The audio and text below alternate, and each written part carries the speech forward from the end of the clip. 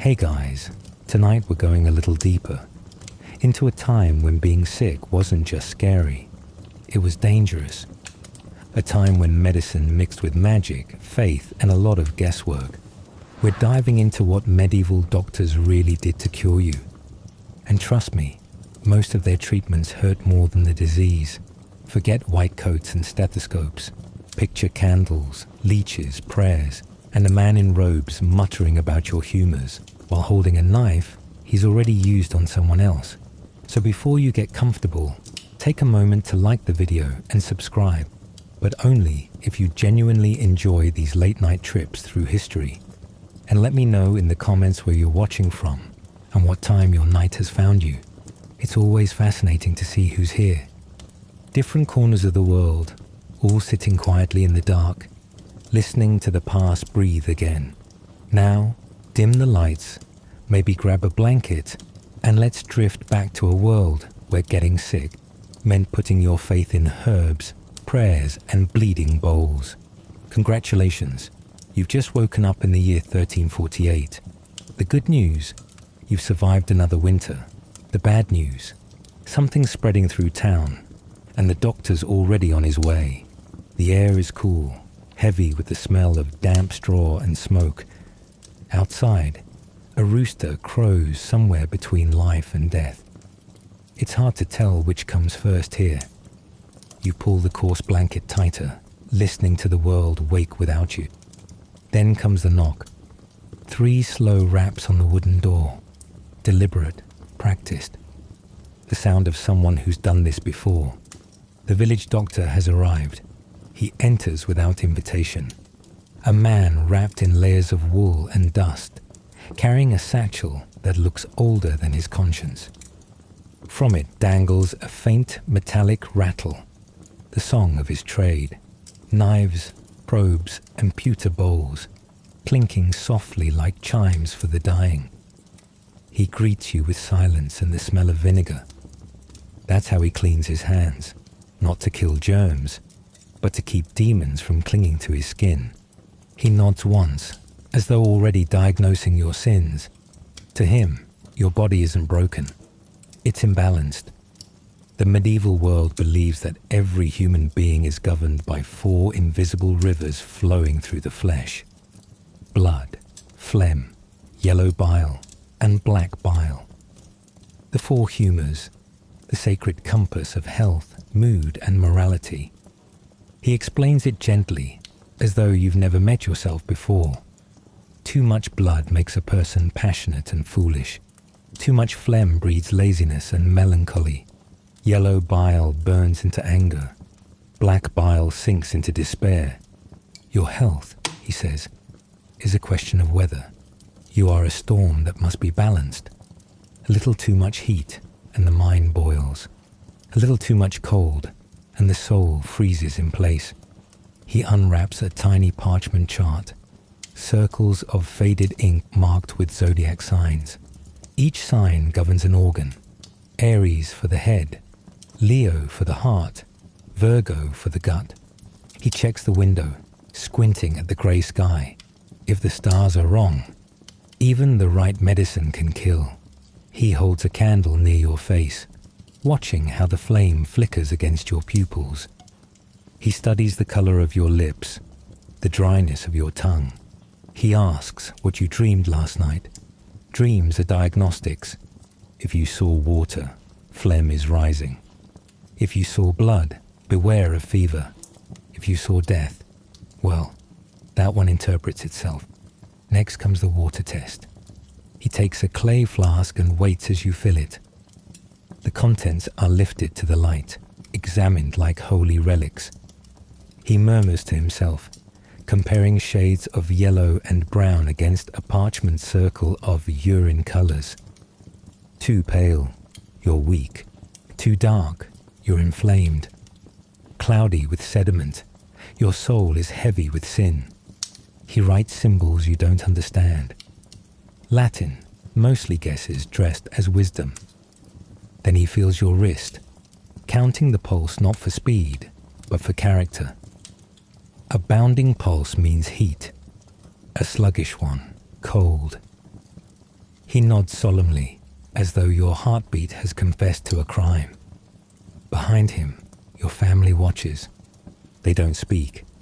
No one interrupts a man communing with the body's mysteries.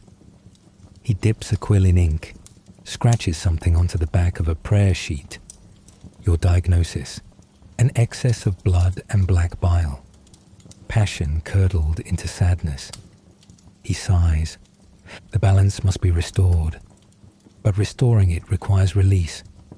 Tomorrow morning, you'll be bled. Perhaps from the arm, perhaps the neck. He'll decide by the mood of the moon. He closes his satchel but lingers at your bedside. Doctors in this century are part healer, part priest, part gambler. He reminds you to confess before the bleeding, in case the imbalance lies deeper than flesh. Then he leaves a sprig of rosemary on the table, not for healing, for luck. When the door shuts, the room exhales. The candle trembles. You lie back, dizzy not from illness, but from the realization that this is medicine. And yet, in its strange, orderly poetry, there's comfort. Someone believes you can be fixed. Outside, the world still believes in miracles more than microbes. Fever is punishment. Pain is purification. And every doctor is a translator between God and the gut. As the night deepens, you imagine the rivers of your body shifting. Blood, bile, phlegm, all arguing in whispers beneath your ribs. You picture them like spirits, each demanding space. You wonder which of them will win by morning. Tomorrow will bring knives and cups and prayers. But for now, you close your eyes and listen to your pulse counting time, like a clock in another century. For the medieval mind, that sound isn't proof of life. It's proof that balance still fights to hold. They call this knowledge. We call it superstition. But maybe in their world, those words mean the same thing. Because what comes next isn't mercy, it's treatment. And in the Middle Ages, treatment means pain. Deliberate, holy pain. Morning arrives grey and reluctant. The kind of dawn that feels like it was dragged there, not born. Outside, a dog barks at nothing. Inside, your head throbs with a fever that feels older than you are. The door creaks open again. The doctor, punctual and heavy-footed. His robes are the same, but his expression has shifted from study to certainty. He has read your humours. Now, he will rebalance them. He lays his satchel on the table and opens it wide, revealing tools that catch the morning light like teeth, curved knives, thin tubes, small glass jars filled with moving shadows. It's not medicine, it's ritual. And like any ritual, it requires blood. He takes your wrist, feels for your pulse again, then turns to your family. You are strong, he says, but too full of heat. You almost laugh. You've never felt colder. He tightens a strip of cloth around your arm until your veins rise like river paths. Then he selects a knife. Not too sharp, not too dull. A blade that can open you just enough to let the sickness breathe. He murmurs a short prayer, half Latin, half hope. When he cuts, it's quick. Not deep enough to kill, but deep enough to remind you that healing has a price. Your blood wells dark and sluggish, pooling in the pewter bowl he holds beneath your hand. He watches it with fascination, as though it's speaking to him. The color, the smell, the way it runs, all signs. Too thick, and you're fevered. Too thin, and you're fading. He nods. Yes, the hot blood must go. He lets it drain slowly. Your vision narrows. The air thickens. Somewhere behind him, someone mutters a prayer you can't follow. When he finally releases the cloth, your arm feels like it belongs to someone else. He pours your blood into a clay pot and sets it by the window. If it darkens by evening, he says, the fever will break. If it doesn't, he'll take more tomorrow. But bloodletting is only the beginning. He wipes the blade, folds his cloth, and opens another jar. Inside something moves, slowly, wetly. Leeches, black, slick, alive. He calls them my silent helpers. He places one on your wrist. It twists, searching, then latches on. The bite stings, but the pain fades into a dull pool. A rhythm that feels almost tender. He adds another behind your ear, one more on your ankle. They cling like secrets you can't shake off. You watch the creatures swell, their bodies pulsing with your stolen heat. He smiles, content. They draw the poison, he says. In a way, he's right. But the poison isn't in your blood. It's in the logic that made this sound holy. When he's finished, he sprinkles salt over them. They detach one by one, dropping into the bowl with a soft slap. He wipes your skin clean with wine and whispers a blessing. The smell of iron and alcohol fills the air, a medieval perfume of mercy and fear. You ask him if it will work. He looks at you the way a priest looks at a confession. It already has, he says, because in this world, belief is half the cure. But not all imbalance leaves through blood. Some must be burned away.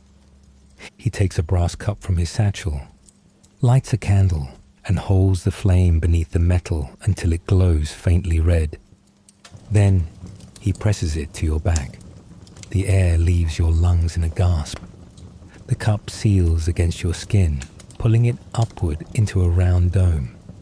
It's called cupping, a ritual meant to draw out evil vapors. What it draws instead is pain, sharp and clean. He moves the cup across your shoulders, leaving small bruised circles in its wake. Each mark is proof. Not that you're healed, but that you were treated. In the Middle Ages, that's enough. Sometimes, when the sickness runs deeper, he uses fire itself. He heats an iron rod until it glows, then presses it to the skin, sealing wounds, killing infection, or branding away sin. The scream that follows is not weakness, it's participation. Pain is the price of purity, and purity is the only thing stronger than disease. Once the worst is over, he reaches for a mortar and pestle, crushed herbs, dried frogs, and a pinch of ground pearl. He adds wine, stirs, and lifts the concoction to your lips. Drink, he says. You hesitate. It smells like a graveyard in spring. But you drink. It burns, then numbs, then burns again. He nods, satisfied. He's done everything a man can do. The rest is up to God. Outside, the morning brightens. You lie still, dizzy, watching the shadows crawl across the wall. The leeches are gone, the knives are clean, and your blood sits in its pot, darkening by the window. Somewhere in another house, another patient screams. The doctor will go there next. Same ritual, same hope, same uncertainty. Each life is a coin flipped into the void. And he keeps flipping because to stop would be to admit he never had control at all. He gathers his tools, offers a final piece of advice. Avoid pork, bathe rarely, pray daily, sleep facing east so your soul doesn't drift too far. He says it gently, as though he's passing down wisdom instead of folklore. When he leaves, the room smells of ash and wine. You can still see the faint marks the cups left on your back. Circles of proof, badges of survival. It hurts when you breathe, but you're alive. And that, in this age, is enough to call it healing. The truth is, most who were bled never recovered. Some faded by nightfall, their fever replaced by silence. But when they died, the doctor's faith remained untouched, because even death was a kind of cure. An ending meant the sickness was gone. Outside, the wind carries the faint smell of smoke. Another house burning incense for another patient. You close your eyes and imagine all of them, bleeding, praying, whispering their pain into a world that has no answers. And you realize something quietly devastating. They weren't cruel, they were trying. Every cut, every flame, every leech was an act of desperation disguised as knowledge. In their world, healing wasn't science. It was faith, fire, and fear, all braided into a single trembling hope that maybe, this time, the body would listen. When night falls again, you sleep fitfully, your dreams thick with the echo of chanting, the flicker of candles, and the rhythm of 1,000 other souls, trying to balance their humors in the dark. Tomorrow, you'll hear rumors of a new kind of cure. Not from the doctor, but from the apothecary, the keeper of powders, poisons, and miracles bottled in clay. And so we follow the scent of smoke and spice into the next room of this strange and desperate house of healing. The road to the apothecary smells of dust and rain. Cobblestones slick with morning dew led you toward a crooked door marked with a faded sign. A serpent coiled around a chalice, its paint cracked and flaking, like old skin. Inside, the air changes. It's warm and heavy, humming with quiet magic. Jars line every wall, rows upon rows of mysterious contents. Powders, dried flowers, tiny bones, cloudy liquids in green glass. It looks less like a shop and more like the inside of someone's imagination. The apothecary himself is part scientist, part sorcerer. His hands stained yellow from herbs, his nails rimmed with soot. He greets you with a nod. Not friendly, not cold. The kind of man who measures his words the way he measures his mixtures, precisely. He asks what ails you. You don't know where to begin, so you say what everyone says. Fever, a heaviness in the head. Strange dreams. He nods knowingly, as if he's heard the same confession 1,000 times. He will not cure your disease. He will negotiate with it. He begins with the mortar and pestle, stone against stone. A rhythmic grind that sounds almost like prayer. He adds a pinch of wormwood, bitter, cleansing. A measure of sage for purification. A sliver of mandrake root, pale and twisted like a screaming face. Mandrake is dangerous, he warns. Too little, and it does nothing. Too much, and you might meet God before the medicine takes effect. He mixes carefully, whispering small Latin words that are not quite spells, but not quite science either. When he's done, he spoons the powder into a cup of wine and slides it toward you. Drink this at sundown, he says. It will chase the fever through your dreams. You believe him, not because you trust him, but because the world gives you no one else to trust. Behind him, shelves groan under the weight of strange remedies. Crushed emeralds for plague resistance. Powdered mummy, imported from Egypt, believed to cure everything from arthritis to heartbreak. Dried frogs, theriac paste, ambergris, and bezoar stones carved from a goat's stomach. Each ingredient has a legend. Each legend is a currency. Some jars hold mercury, liquid silver that moves like thought. He uses it sparingly for the truly desperate. It eats through illness, he says, but it also eats through flesh. You nod, pretending to understand the difference. A young apprentice shuffles past you, carrying a tray of hot coals and glass flasks. The air smells of honey and rot. In the back room, metal clinks softly. The alchemist's chamber. That's where medicine becomes philosophy. You peek through the half-open door. There, in the dim light, another man works in silence. An alchemist, his hair silvered by candlelight, his eyes wide with obsession. On his table, a cracked skull, a feather, a burning crucible, and a book bound in leather too dark to name. He stirs a bubbling mixture with a glass rod, muttering calculations. He isn't trying to heal bodies. He's trying to heal nature itself.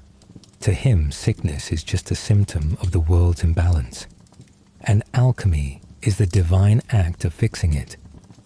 He seeks what every alchemist seeks, the philosopher's stone, the substance that can turn base metal into gold and mortal flesh into immortality. To modern ears it sounds mad. To him, it's theology. He believes that God hid truth in symbols, that mercury represents the spirit, sulfur the soul, and salt the body. Mix them perfectly, and you recreate the divine. Healing, he says, is creation in miniature.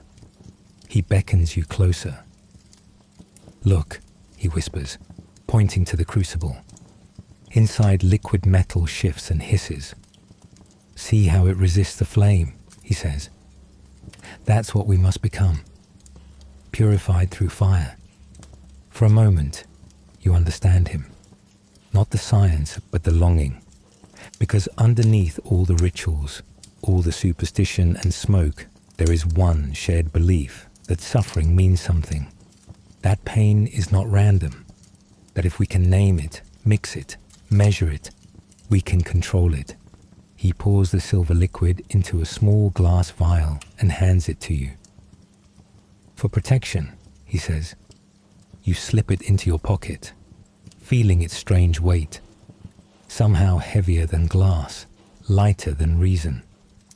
You thank him, but before you leave, your eyes catch a row of bottles labeled Aqua Vitae, water of life, distilled alcohol, clear as truth and twice as dangerous. The apothecary sells it for medicine, but he knows what it really is. Escape.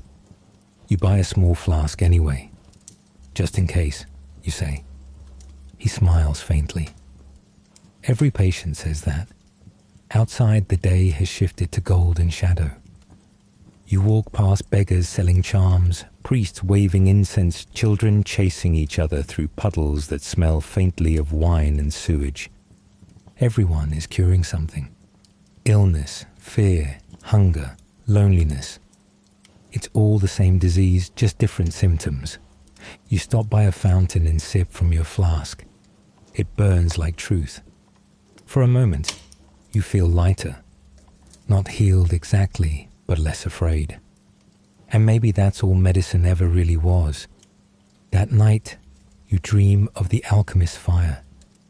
Gold turning to smoke, faces forming in the glass, the sound of the pestle grinding endlessly in the dark. You wake with a start sweat cooling on your skin, the vial of mercury still in your hand. You realize the line between doctor, apothecary, and alchemist is thinner than a strand of hair. All three are searching for the same thing, to make sense of pain, to turn it into meaning. And yet, for some, meaning isn't enough. Some want control, some want power, and some want to play God. You'll meet one of them soon. She's called many names: midwife, healer, witch. And her cures, though rooted in the same earth, come with a heavier price. Night falls again, soft and deliberate. A crescent moon hangs low over the fields, silver light slipping through the cracks of thatched roofs and into rooms filled with whispers. You follow those whispers, drawn to the smell of rosemary and smoke. At the edge of the village stands a small cottage. Its windows glow faintly amber, its garden overgrown with herbs and flowers you can't name. The air hums, not with chanting, but with life. You found her, the midwife, the healer, the woman they call, depending on who's speaking, a gift from God or a servant of the devil. She greets you without fear. Her hands are rough, her eyes sharp. Around her neck hangs a charm carved from rowan wood. For protection, she says, though you're not sure from what. Inside, bundles of sage and lavender hang from the rafters. Bowls of dried petals and crushed roots fill every corner. It smells of earth and smoke and something faintly sweet, like memory itself. She doesn't ask what you need. She already knows. The cough that won't go away, the bleeding that won't stop, the ache that isn't sickness but sorrow. She's seen them all. Her patients are the ones too poor for doctors, too proud for priests, and too desperate to wait for miracles. She takes your hand, presses 2 fingers against your wrist. Your pulse is strong, she murmurs, but your spirit is tired. You don't argue. It's the first diagnosis that feels true. She grinds herbs in a wooden bowl. Angelica, yarrow, and a pinch of mugwort. Drink this before sunrise, she says. It will calm the blood and ease the mind. The mixture tastes like rain and bitterness, but for the first time, you believe it might help. This is medicine without Latin, without charts or humours, without knives or fire. It's the kind learned from mothers that passed down quietly through generations of women, who were never allowed to call themselves doctors. They heal with what the earth gives. Roots to lower fever, honey to seal wounds, garlic to fight infection, and touch, steady, deliberate, as if reminding the body that it's still worth holding together. But power, even the healing kind, rarely goes unpunished. The church grows uneasy with women like her. They call her herbs sorcery, her confidence pride, her success temptation. Rumors begin like embers, small, glowing, harmless at first. A villager claims she healed a cow by whispering to it. Another says she spoke to the dead. A third swears they saw her under the full moon, burying jars in the garden. By the time the priest hears of it, it's already afire. Soon, the same people who once came to her door with gratitude now come with stones in their hands. They call her witch. The word rolls off their tongues easily, as if it were always waiting for her. When the guards arrive, she doesn't run. She stands in her doorway, hands folded, eyes calm. They find her books, handwritten notes of herbs and remedies. To them, it's evidence. To her, it's knowledge. But knowledge, in this time, is dangerous if it doesn't belong to a man. They take her to the church square. Questions are shouted, none of which are meant to be answered. Who taught you these spells? Did you fly? Do you lie with the devil? She shakes her head, but every word of denial is treated as proof of guilt. When they find the charm around her neck, they hold it up to the crowd. This is witchcraft, the priest declares. She only smiles. It's protection, she says softly. But they've already decided what she is. Some are burned, some are drowned, some are forgotten. But all of them share the same sin. They knew how to heal. You hear stories whispered long after she's gone, of how her herbs still grow wild where her cottage stood, how her laughter can still be heard on stormy nights, how her remedies still work, though no one dares admit they use them. And in the years that follow, something strange happens. The same men who condemned her begin writing books about medicine, books filled with her knowledge. Only now it's called science. The word witch fades, replaced by midwife, then nurse, then healer again. But the echoes remain. A warning, a whisper, a reminder of what happens when compassion grows too powerful. You realize now that the line between miracle and heresy was never about what they did. It was about who did it. The doctor cuts, the apothecary mixes, the alchemist transforms, and the woman, she saves. Quietly, humbly, without permission.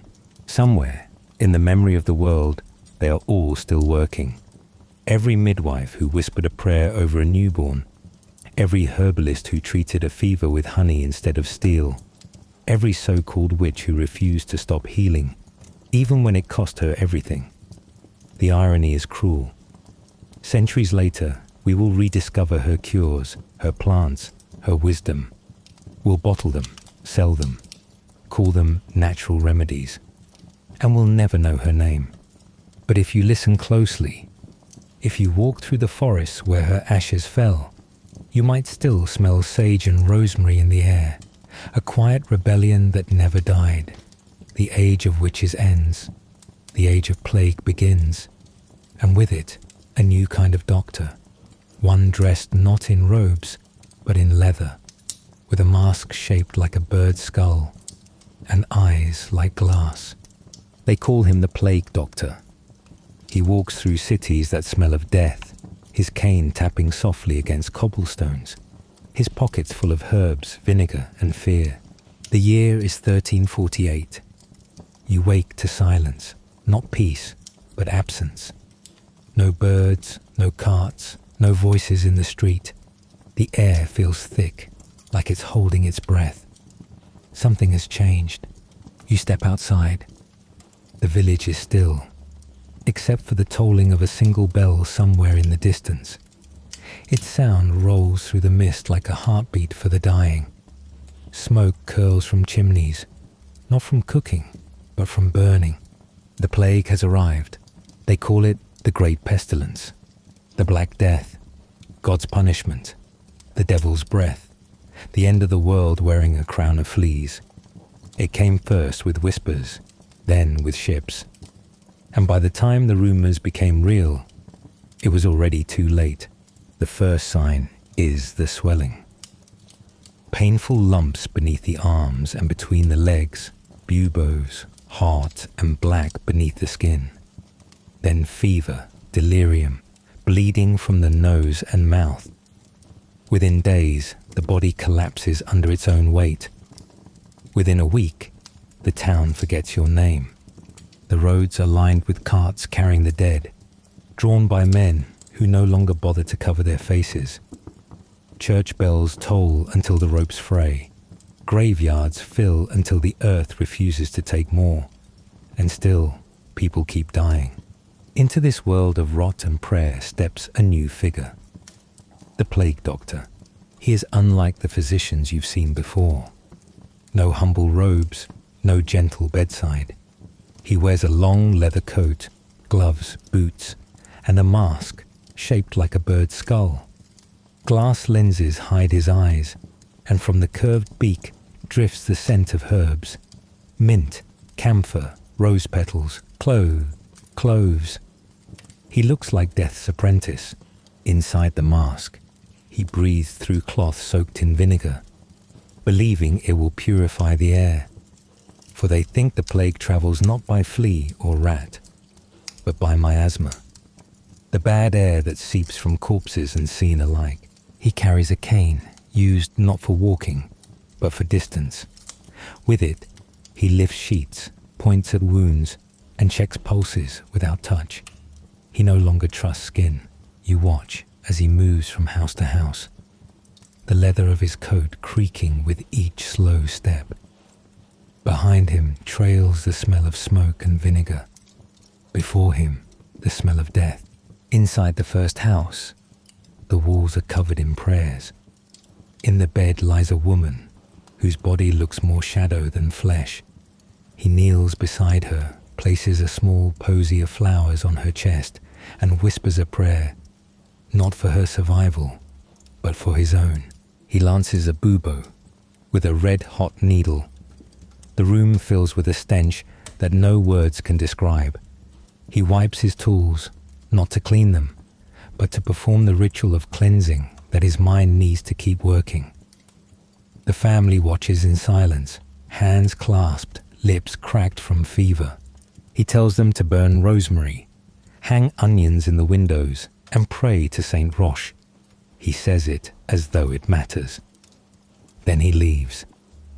Another house, another body, another attempt to bargain with inevitability. Somewhere behind him, a priest drags a bell through the streets crying, "Bring out your dead." Dogs scatter. The living lock their doors, And for the first time, even faith starts to sound like fear. The doctor writes by candlelight that night. His journal trembles with exhaustion. He notes symptoms, times of death, treatments attempted. Leeches, ineffective, bloodletting, fatal. Burning the patient's clothes helps only the air smell less of despair. Still, he continues, because to stop would mean to face the truth, that he understands nothing. And yet, the people still call for him. They need to see someone who isn't afraid to enter the room, even if his courage is only made of leather and denial.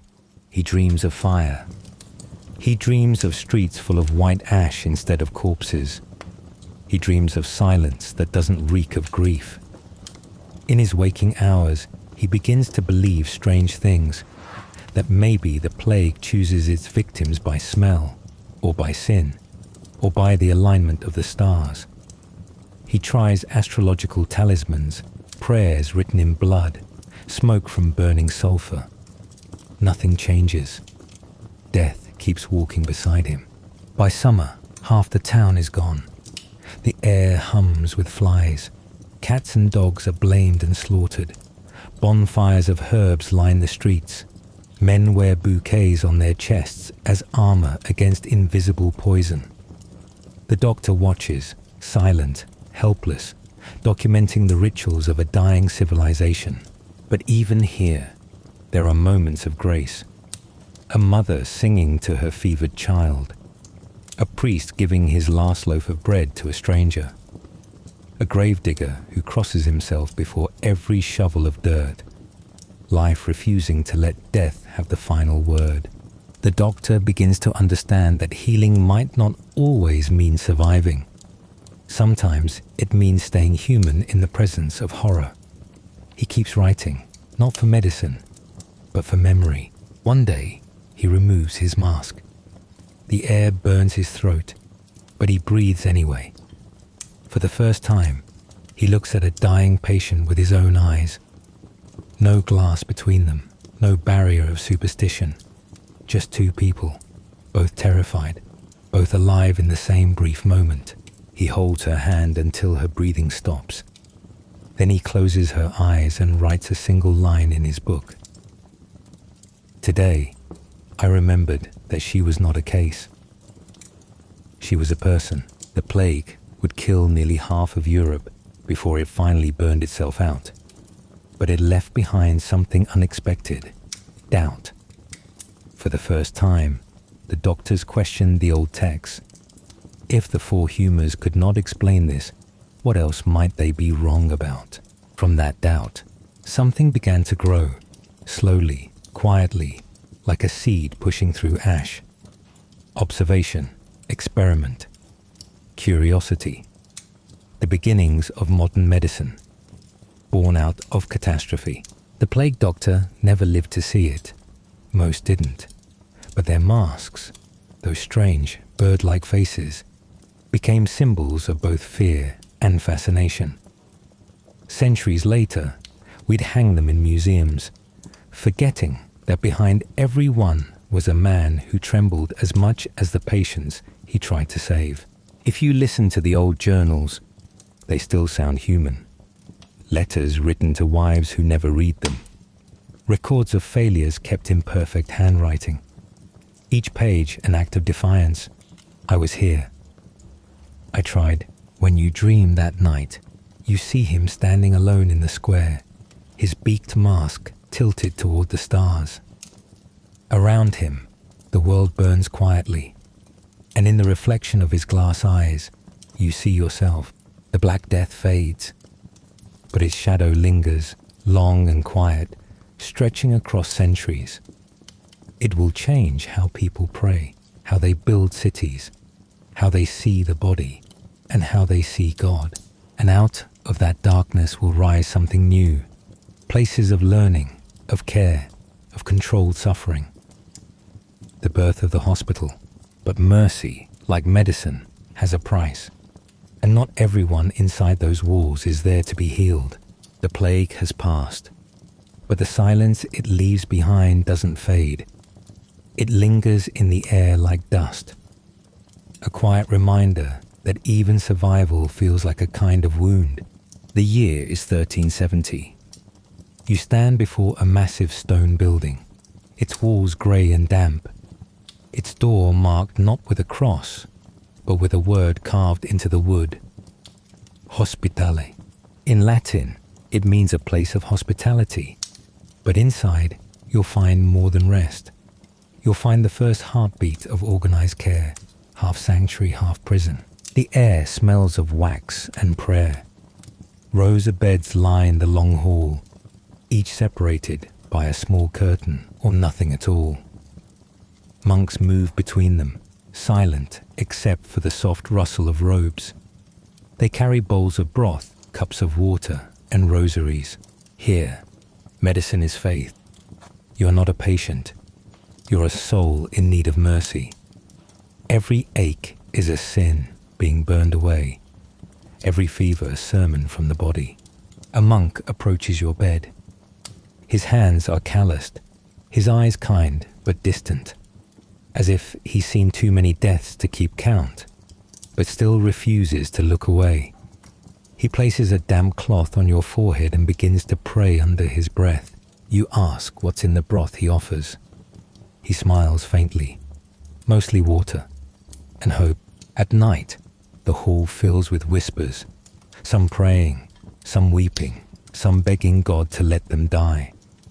The candles burn low, casting long shadows on the vaulted ceiling, as though the building itself is watching. This is not the hospital we know today. It's more monastery than medical ward, more chapel than science. The monks are healers of souls first, bodies second. They wash wounds with wine, set broken bones with faith, and record every death as a passing, never a failure. But not all who enter these walls are sick with fever. Some arrive carrying a different kind of illness, one no leech, herb, or prayer can reach. They call it madness. At first, the mad are treated like any other. They are fed, prayed over, given rest. But when the voices don't stop, when the screaming wakes the others, the monks begin to wonder, is this illness or possession? They bring in priests with relics and holy water. They recite psalms louder than the screams, believing that sound can drown out suffering. Sometimes it works, more often it doesn't. Soon, the hospitals begin building special rooms, small, dark cells at the end of the corridor. Here, those deemed lost to reason are kept apart. They are chained not out of cruelty, but out of fear. Fear of what they might do, and fear of what they might reveal. That the mind, too, can bleed. You pass by one of those rooms. Inside, a woman rocks back and forth, murmuring to someone who isn't there. Her eyes are wild but bright, as if she's seeing something no one else can. A monk slides bread through a small gap in the door. No one speaks. In time, these rooms become entire wings. In time, these wings become buildings of their own. And the word asylum is born. At first, the idea is a mercy, a place to protect those who cannot protect themselves. But mercy, like medicine, is easily corrupted by fear. By the 15th century, chains grow thicker, cells grow smaller. The mad are not treated, they are displayed.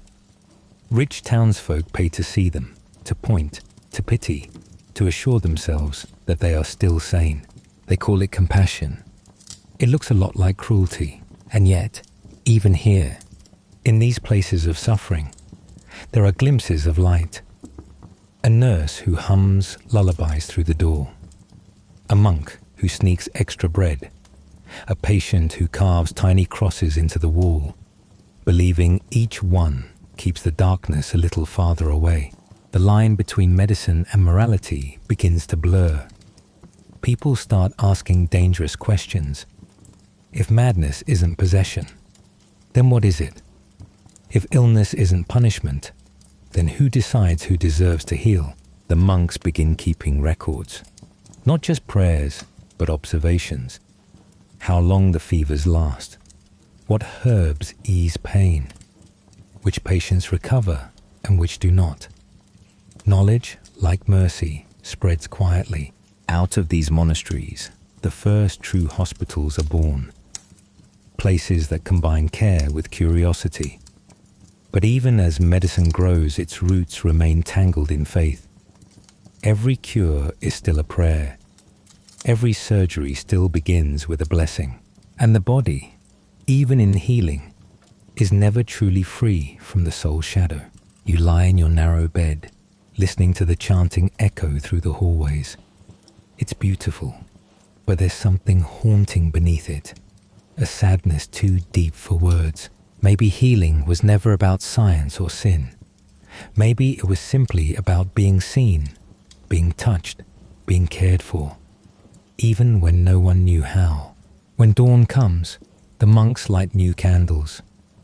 The light moves across the patients' faces like forgiveness. For a brief moment, the hall feels holy again. But outside these walls, a new kind of healer is rising. One who no longer fears questions, who reads forbidden books, and who believes the body can be studied as carefully as the stars. They will challenge the monks. They will dissect what others dare not touch. And they will risk everything to understand what the medieval world still calls divine. The century turns. Europe breathes again, scarred, cautious, restless. The plague has passed, but it left behind something dangerous. Questions. Why did the prayers fail? Why did the holy water dry before the wounds did? Why did the righteous die beside the wicked? If God alone decides who lives and who dies, then what is a doctor but a witness to his silence?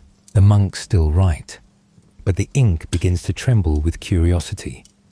Somewhere in a candlelit cloister, a young scholar copies Galen's text by hand, the same Roman wisdom the church declared sacred. But this time, he doesn't just copy. He questions. He notices the mistakes, the contradictions. He wonders how Galen could have known the human heart. When dissection was forbidden, to cut the human body was to cut the boundary between divine and mortal. The body was sacred, a vessel for the soul, and to open it was to trespass on God's design. But curiosity, once awakened, does not go back to sleep. You find yourself in a university town, Bologna, Padua, or maybe Paris, where young men in heavy robes whisper Latin under their breath, carrying scrolls not of prayer, but of anatomy. In a locked room, beneath the echo of church bells, a candle burns over a table draped in linen. On it lies a body, cold, pale, anonymous. The scholar hesitates. He looks toward the crucifix on the wall, then toward the knife in his trembling hand. He whispers an apology to the soul and begins. The first cut is quiet. The second changes history. What spills out is not heresy, but truth. He finds muscles that Galen never mentioned, veins that flow in directions the ancients had reversed. He sees how the ribs cradle the lungs, how the heart pulses like a secret engine, how the body is not divine perfection, but astonishing machinery. He draws what he sees, hiding the sketches beneath the floorboards. For now, this is still a crime. But each forbidden drawing becomes a step away from superstition. Outside, the church grows uneasy. They build cathedrals from stone, but fear what's being built from knowledge. So they fight back the only way they know how, with relics, holy blood, saints' bones, vials of dust said to cure any sickness, if kissed in faith. Every town claims to have a miracle. Every monastery claims to have proof. A splinter from the true cross, a vial of Mary's milk, a thorn from Christ's crown. Pilgrims travel hundreds of miles to touch these relics, hoping their bodies will remember what belief feels like. Some are healed. Some die believing they were. But quietly, the scholars keep cutting. They begin to notice patterns. They begin to speak the language of veins and bones instead of sins and omens. And then, a name begins to spread in whispers. Andreas Vesalius, a young anatomist from Brussels, educated in Padua. Vesalius dared to say the unthinkable, that Galen was wrong. In 1543, he publishes De Humani Corporis Fabrica, on the fabric of the human body.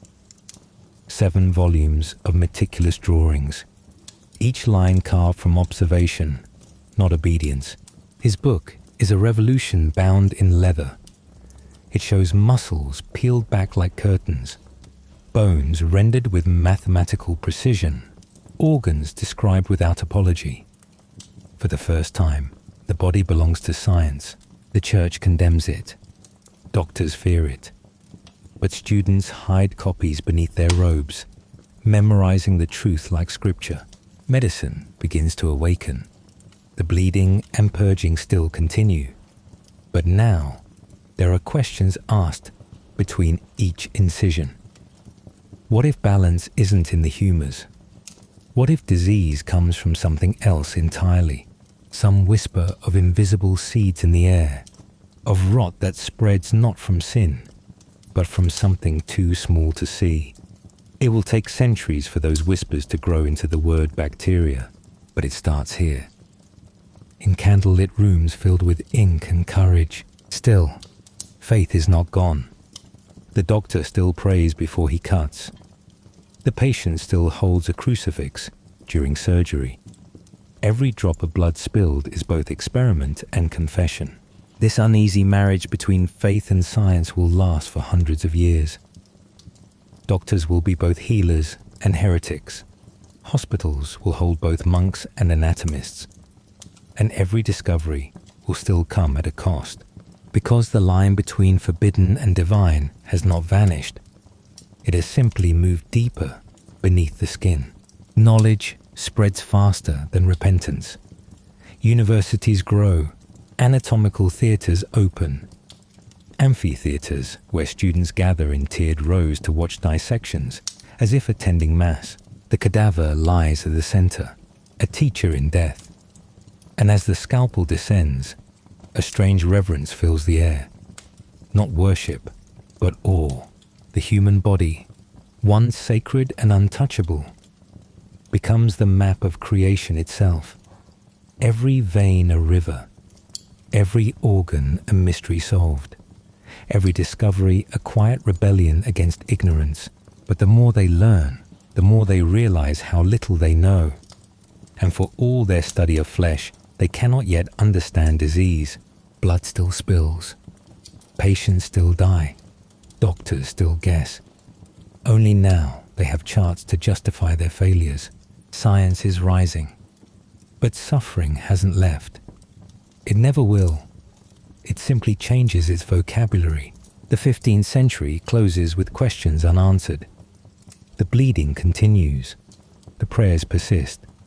And in the dark corners of every apothecary and lecture hall, 2 forces keep circling each other, faith and reason, both claiming to heal. But on the horizon, something is stirring. A new sickness, a new fear, and a new kind of cure. It won't come from monks or scholars, but from the sea. Ships are sailing farther than ever before. And in their hulls, they carry not just gold and spices, but contagion. Soon, disease will cross oceans. Medicine will chase it. And both will change the world forever. The year is 1492. The world is getting bigger and smaller, all at once. Sails bloom across the horizon like pale ghosts. Men with compasses and prayers in their pockets leave familiar shores, convinced they're chasing glory, not realizing they're carrying death. The age of exploration has begun, and with it, the age of contagion. On board, the air is thick with salt, tar, and fear. The crew sleeps in damp quarters stacked like coffins, their food crawling with maggots, their water black with mold. Rats scurry over their blankets, fleas hitching rides unseen. They call it adventure. History will call it transmission. The sailors believe in saints and superstitions, not sanitation. They pray before storms, spit over the bow for luck, and whisper charms against scurvy, though none of them knows the word for it yet. When the gums begin to bleed, they blame curses. When the teeth loosen, they chew rope for strength. By the time they reach new lands, half the ship smells of rot and vinegar. But scurvy isn't divine punishment. It's absence. The body's slow collapse without vitamin C, a concept no one will understand for another 3 centuries. And yet, unknowingly, they sometimes cure it. When fresh fruit or fermented cabbage appears on deck, the men recover. The doctors call it a miracle. The cooks call it luck. Science calls it nutrition, but science hasn't caught up yet. Beyond the sea, new continents wait, each with their own medicines, their own healers, their own understanding of the body. In the Americas, indigenous healers use herbs, clay, and rituals that have worked for millennia.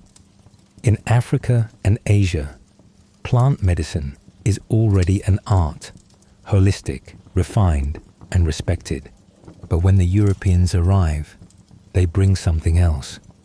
Smallpox, measles, influenza, diseases carried not in barrels or chests, but in breath, in touch, in conquest. Entire civilizations fall in months. Bodies pile in temples. Villages vanish into silence. And still, the explorers call it providence.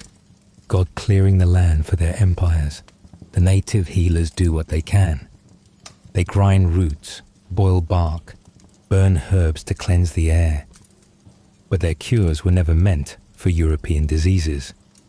The invisible enemy moves faster than ritual can follow. Medicine becomes a weapon and a witness. The colonizers dismiss local healers as savages, then steal their remedies. They take quinine from the Andes, using it to treat malaria in the tropics. They take tobacco, claiming it cures plague and melancholy, and end up addicted instead. For every discovery, there is a theft. For every cure, a cost. But among the sickness and superstition, something extraordinary begins. Patterns emerge. Doctors notice how disease spreads through contact, how sailors infect port towns, how the sick can sicken the healthy. They still don't know why, but they've learned the first rule of epidemiology. Disease moves. Quarantines appear. Ships arriving from infected ports are ordered to wait 40 giorni, 40 days, before docking. The number comes from scripture, but the practice saves lives. Faith accidentally creates science, and yet fear spreads faster than wisdom. Sailors are shunned. Towns barricade their gates. Whole ships are burned at anchor. The sick are branded not as victims, but as warnings. Doctors wear amulets filled with herbs, still trusting scent over sense. And when the body count rises again, they turn to prayer. But not everyone accepts divine punishment as the answer. A new generation of physicians, travelers, thinkers, skeptics, begin to suspect that disease is natural, not moral. That the body can be studied, not judged. In London, Antwerp, and Amsterdam, medical journals begin circulating. Reports of symptoms, remedies, experiments. The world of healing becomes interconnected, like the trade routes that now girdle the globe. With the sea comes sickness. But with sickness comes information. By the 17th century, ships carry more than explorers. They carry doctors, men who catalogue what they see, who collect herbs and bones, who send back specimens to Europe that will reshape how we understand disease. One of them writes about a strange disease among milkmaids. Red sores on their hands, but immunity to smallpox. The observation passes quietly, like a seed buried too deep to sprout.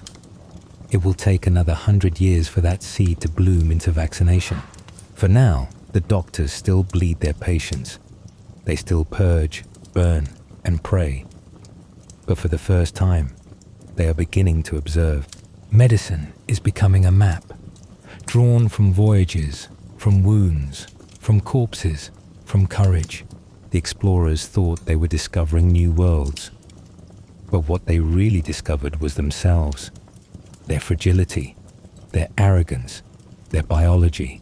Every ship returned home heavier, not with gold, but with proof that the human body, no matter where it is born, can be both destroyer and destroyed. In the centuries to come, medicine will grow bolder. It will step out of the shadows of faith, stand beneath the cold light of reason, and cut deeper than ever before. The Renaissance has begun. An age of art, anatomy, and arrogance, where flesh becomes fascination, and the pursuit of knowledge knows no boundary, not even death. The Renaissance begins not with trumpets, but with curiosity.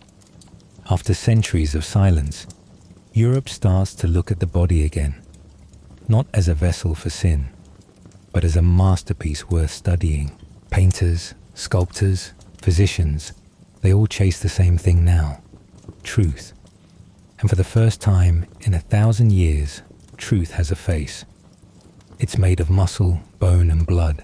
In Florence, in Milan, in candle-lit workshops filled with marble dust and ink, artists begin to open the human body to understand how God built it. Among them stands a man with paint-stained hands and an engineer's mind. Leonardo da Vinci.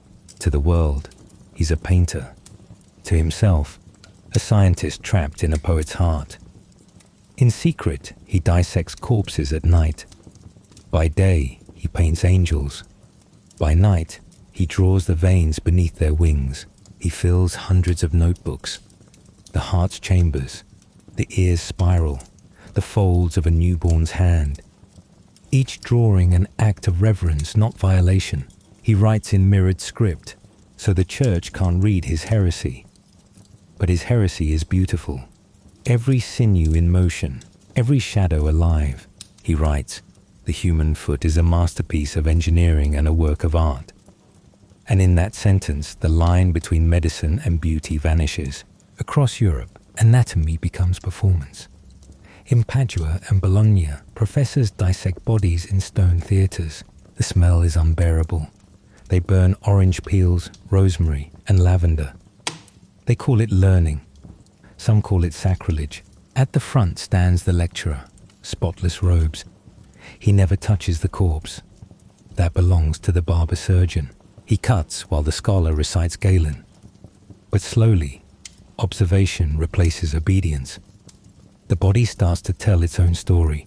From these dissections come discoveries. The heart is a pump. The liver, not passion's seat. The brain, perhaps the soul's home. Leonardo draws arteries like rivers, veins like vines. In his notebooks, science becomes poetry. He dies in 1519, notebook sealed, discoveries forgotten for a century. But others continue where he stopped. He dies in 1519, notebook sealed, discoveries forgotten for a century. But others continue where he stopped. Gone are the leeches and blind bleeding. Now there are scalpels, forceps, sutures, mercy shaped in steel. Medicine begins to look like art again, precise, deliberate, obsessed with proportion. Progress isn't mercy. The poor still die. Learning relies on the dead. Grave robbers rise to meet demand. Bodies stolen, sold under candlelight. The dead feed the living's hunger for understanding. Medicine grows from desecration. To heal life, you must touch death. Cities crowd, rivers foul, syphilis spreads. Doctors call it the Great Pox. The church calls it judgment. Mercury becomes the cure. It poisons more than it heals. But it's all they know. In palaces, kings rot behind velvet curtains. Art keeps painting beauty. Even as the world smells of decay, the Renaissance gives us anatomy, perspective, proportion, and the illusion that knowledge makes us immortal. You stand before a body laid open, beautiful, terrifying, honest. Somewhere a painter prays. Somewhere a doctor whispers thanks to the dead. The Renaissance taught medicine how to see, but seeing isn't understanding. It will take another revolution, born not in marble halls, but in filthy streets. The next great teacher won't be a philosopher or painter. It will be disease itself, a new plague of smoke and poverty. The world has changed again. The sound of prayers has been replaced by the grinding of gears. Smoke rises where steeples once did. The air smells not of incense but of iron. It's the 18th century. The dawn of industry, invention, and infection. Cities grow like tumors, spreading outward in soot and brick. The streets teem with bodies, working, coughing, surviving. Doctors no longer dress like priests. Their hands are stained with ink and coal dust. They're learning that sickness doesn't live in the soul. It lives in the streets.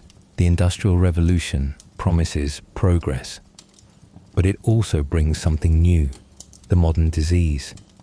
Typhus, tuberculosis, cholera, dysentery, plagues born not of sin, but of sewage. In London, the Thames becomes a liquid grave. Factories dump waste. Bodies are washed in the same water they drink. Children play beside it. And when cholera comes, it moves like a ghost through the pipes. Doctors don't understand it yet. They believe disease travels by miasma, bad air. Vinegar cloths, burning sulfur in the streets, fighting smell, not germs. And yet, in the chaos of filth and fear, there are thinkers who start to see patterns. Men with maps, notebooks, and an obsession with truth. In 1854, in Soho, London, John Snow notices something unusual. Cholera follows the water, not the wind. He walks house to house, marking every death on a map. When he draws the lines together, they converge on a single point. A public water pump on Broad Street. Snow removes the pump handle. The outbreak stops. And with that single act, the world's first map of contagion is drawn. He doesn't know it yet, but he has just proved the existence of germs without ever seeing one. Across Europe, Louis Pasteur peers into a microscope and watches invisible worlds come to life. Organisms that ferment wine, spoil milk, infect flesh. In his notebooks, he writes, "Chance favors the prepared mind, and chance, it seems, has chosen him." Pasteur proves disease comes from microscopic life. Germ theory shatters superstition. Disease is not a punishment, it's a process. In Germany, Robert Koch isolates tuberculosis and cholera. He stains them, photographs them, names them. He turns death into data. The doctor is no longer a mystic. He is a scientist, armed with lenses and logic. But while knowledge expands, so does inequality. Factories choke the poor. Tenements suffocate children. Doctors can name the diseases, but cannot stop them. The sickness isn't only biological, it's social. Medicine evolves toward the world around it. Not curing a man, saving a city. Edwin Chadwick and reformers. Clean water as cure. Pipes, drains, waste management. Dull words that save more lives than any potion. Public health is born not from miracles, but from plumbing. Meanwhile, in the countryside, another revolution begins. One that will change immunity itself. Edward Jenner notices milkmaids with cowpox never fall ill with smallpox. He scrapes fluid from a cowpox blister, injects a boy. The child sickens, then recovers. Exposed to smallpox later, the boy stays well. Crude, unethical by modern standards, but it works. Vaccination is born. The annihilation of smallpox must be the final result. He never sees it. Centuries later, the disease vanishes. The 19th century becomes the century of cleanliness. Soap, sanitation, vaccination, ventilation. Hospitals finally wash their hands, literally. In Vienna, Semmelweis sees mothers die when doctors come from autopsies to childbirth. Chlorinated lime. Death rates fall. They call him mad. He dies in an asylum. Later, genius. By mid-1800s, the hospital transforms. From despair to a cathedral of science, glass, tile, antiseptic, Joseph Lister sterilizes with carbolic acid. For the first time, patients survive surgery without rotting from infection. Cleanliness becomes divine, and yet, in every era of progress, death remains close. The poor still die quietly. The wealthy die slower. Medicine can't cure the human condition. The age of filth and fever ends not with a cure, but with understanding. Disease is not a demon. It's a mirror, showing what happens when we forget to care for each other. From the gutters of London to the fields of Gloucester, from microscopes to water pumps, we learn one truth over and over again. We are only as healthy as the world around us. The 20th century doesn't begin with peace. It begins with noise. Engines hum, guns roar, and nations believe they are invincible. The world has traded candles for electricity, but its appetite for destruction remains medieval. Doctors once studied the dead to learn about life. Now they will study the dying on the battlefield. It's 1914. Europe bursts into war, and medicine is dragged into the trenches. Surgeons trade marble floors for mud, scalpels for pocket knives, and clean linen for rags soaked in blood. The human body has never been so fragile, or so studied. Shells tear flesh in new ways. Gas burns lungs. Bullets splinter bones instead of piercing cleanly. Each wound demands invention. Doctors improvise with what they have. Whiskey for anesthesia, maggots for infection, hope for mercy. The trenches become hospitals of mud. Orderlies drag men through sludge, not to safety, but to science. Every amputation, every transfusion, every failed experiment, a lesson written in blood. In France, Marie Curie drives a van fitted with X-rays to the front. She teaches medics to find bullets before blind cutting kills more than it saves. Some call her the radiant angel. They don't know the price she'll pay for that light. War ends. Bodies are counted, millions gone. But medicine emerges transformed.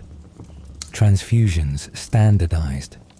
Plastic surgery begins from mercy, not vanity. Faces burned and shattered by shrapnel are rebuilt piece by piece. Harold Gillies becomes an architect of identity. They call them the men without faces. He gives them new ones. From war's wreckage rises something fragile. The idea that medicine can restore, not just repair. Then comes 1918. The war's ghost made flesh. Spanish flu spreads faster than bullets, killing more than the war. Hospitals overflow. Doctors wear gauze masks and prayers. No cure, no vaccine, just waiting. The world holds its breath and learns germs don't care who won. After, the microscope becomes the oracle. They hunt the invisible. Insulin, penicillin. First real power over death. 1928. Alexander Fleming returns to mold on dishes. Bacteria around it dead. Annoyance turns into discovery. It takes years to make medicine of it. Grow it, purify it, bottle it. By the next war, penicillin is the miracle weapon. Soldiers who would have died from gangrene now live. Surgeons clean wounds and watch them heal. For the first time, infection blinks, but progress has a shadow. With new power comes new arrogance. Medicine becomes industry. Hospitals turn into machines of order. White walls, numbers, charts. The white coat becomes a uniform of authority. Yet beneath the hum of machines, the ancient heartbeat of healing remains, echoing from monasteries, plague carts, anatomy halls. By mid-century, medicine moves faster than morality. Wars birth prosthetics. Labs birth cures. The first heart beats in a machine. Korea, Vietnam. operating tents under fire, triage, field surgery, rapid transfusions are perfected in war. When peace returns, those same techniques enter hospitals, changing emergency medicine forever. Anesthetics evolve from ether and chloroform to precise gases and IV drips. The patient no longer screams. The surgeon no longer guesses. The world believes it is mastering life. But medicine, like history, never moves in straight lines. 1945, the atom bomb falls.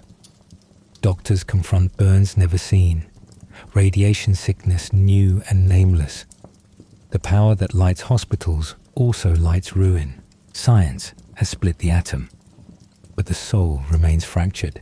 Amid horror, progress persists. Organ transplants, heart-lung machines, polio vaccines, ultrasound's first glimpse of life, age of blood and steel, of hope and hubris. Godlike tools, same ancient prayer. Please let them live. In white corridors, the line between miracle and experiment blurs. We can replace organs, not grief. Cure infection, not loneliness. The body is conquerable. The soul, still a mystery. Every breakthrough carries a ghost. Every cure, a cost.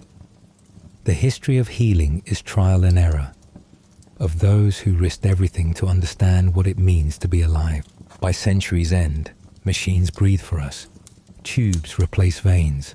A question whispers, are we saving lives or postponing death? The answer, as always, depends on who's asking. The century turns again. Hospitals hum like machines. Screens glow where candles once burned. The body has become data, a constellation of numbers, images, and probabilities. We can now see the invisible. CT scans, MRIs, PETs, the alphabet of modern medicine. They peel away skin, bone, and time, revealing the intimate architecture of existence. Doctors once guessed. Now they watch. The body glows like a galaxy in grayscale, each organ a planet with its own gravity. Diagnosis becomes astronomy. 1953, James Watson and Francis Crick announce DNA's structure. A spiral staircase written in 4 letters, ATCG, the code of life itself. Medicine gains a new language, not humors, but sequences. Life is chemistry. Death is a typo. Decades teach us to read, edit, copy, rewrite. Genes that once doomed families are understood, sometimes repaired. For the first time, we cure before we cut, predict before we suffer, prevent before we pray. If we can change the code of life, who decides what's normal? As the laboratories bloom, so do the shadows. Cloning, stem cells, designer babies. Medicine doesn't just save lives, it shapes them. And the old gods, fate, nature, death, begin to feel less eternal. 1996. A sheep named Dolly is cloned in Scotland. 6 years of life. Symbol, miracle, warning. If life can be copied, what makes it sacred? The line between healing and creation blurs. The doctor becomes an editor. The patient, a manuscript. Then, in 2020, the world stops. A small, familiar virus circles the planet in weeks. Hospitals overflow, cities fall quiet. The myth of modern invincibility dissolves. Isolation, fear, masks and prayers. Neighbors become strangers. Strangers become saviors. Miracles, vaccines in months, not decades. Doctors work to collapse. Machines breathe for the breathless. The pandemic becomes mirror and microscope, showing not just what kills us, but what connects us. After centuries of bloodletting and progress, we are still fragile, still searching, afraid of the dark, but better at lighting candles. Medicine is a conversation between human and machine, between faith and fact, between what can be done and what should be done. AI predicts disease before it manifests. Nanobots swim like microscopic surgeons.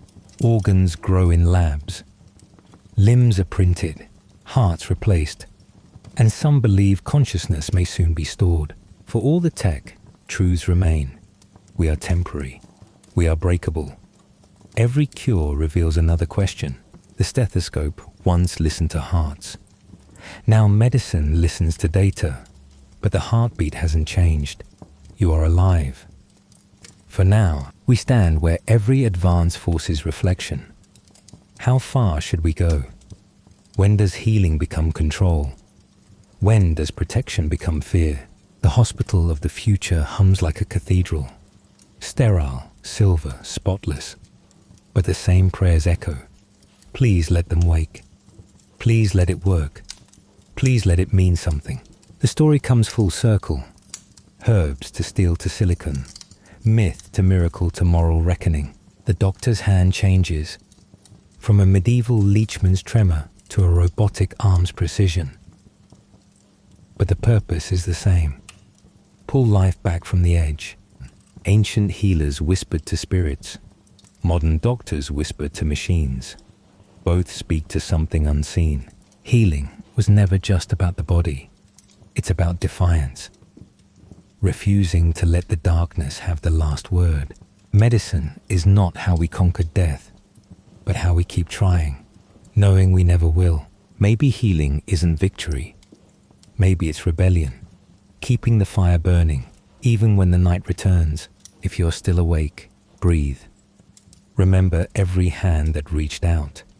Every mother cooling a brow. Every doctor refusing to give up. Every healer who believed care was worth the cost. That's where medicine lives. Not in miracles, not in machines, but in the quiet moments where one human chooses compassion over indifference. From plague cards to pixels, herbs to holograms, the story remains. We break, we heal, we break again. And still, we keep trying. Morning breaks not with birds, but with artillery. A grey sun rises over Europe, and the world learns a new definition of pain. For centuries, medicine had crept forward in candlelight. Now it sprints through fire. The Great War begins, and for the first time, science and slaughter march in step. On the front lines, medicine is no longer a quiet art practiced in monasteries.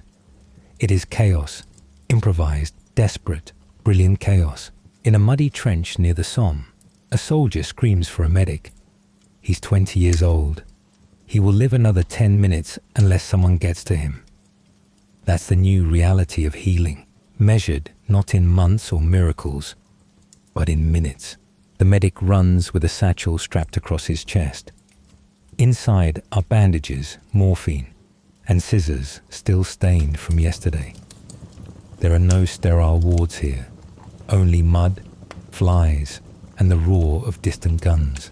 He kneels beside the soldier and works without speaking. He's done this too many times.